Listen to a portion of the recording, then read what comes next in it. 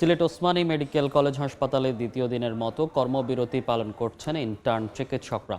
সেখানে আছেন সহকর্মী অপু বণিক। সরাসরি যাচ্ছি তার কাছে। অপু,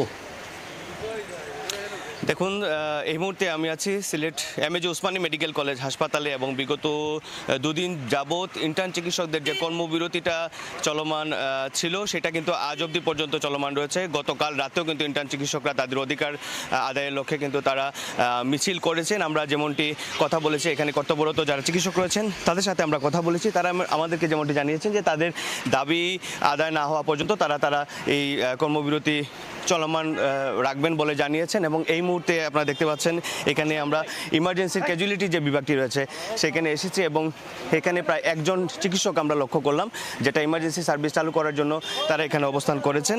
এবং গত শুক্রবার রাত 11টার দিকে হাসপাতালে যে 4র্থ তলার 4 নম্বর যে ওয়ার্ডটি ছিল, ওই ওয়ার্ডের এক নারী ইন্টার্ন চিকিৎসকদের উপর হামলা চালান এবং অন্তঃসত্ত্বা রোগীর স্বজনরা, এবং সেই ঘটনাকেই মূলত কেন্দ্র করে এই ধরনের কর্মবিরতি চলমান রয়েছে। তবে এখানে আজকের কর্মবিরতি চলাকালীন সময়ে দূর দূরান্ত থেকে যারা রোগীরা রয়েছেন তারা কিন্তু একটু দুর্ভোগের শিকার হচ্ছেন, কারণ পর্যাপ্ত পরিমাণ চিকিৎসক এখানে আমরা লক্ষ্য করিনি।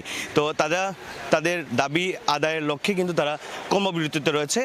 সর্বশেষ যে তথ্য আপনাদেরকে জানাতে চাই, দুপুরের দিকে একটি বৈঠক রয়েছে প্রশাসনিক বিভাগের সাথে এবং সেখান থেকে আসলে সিদ্ধান্ত আসতে পারে যে তারা তাদের কর্মবিরতি থেকে সরে আসবে কিনা।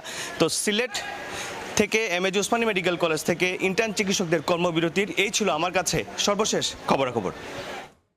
সরাসরি যুক্ত ছিলাম সিলেট থেকে।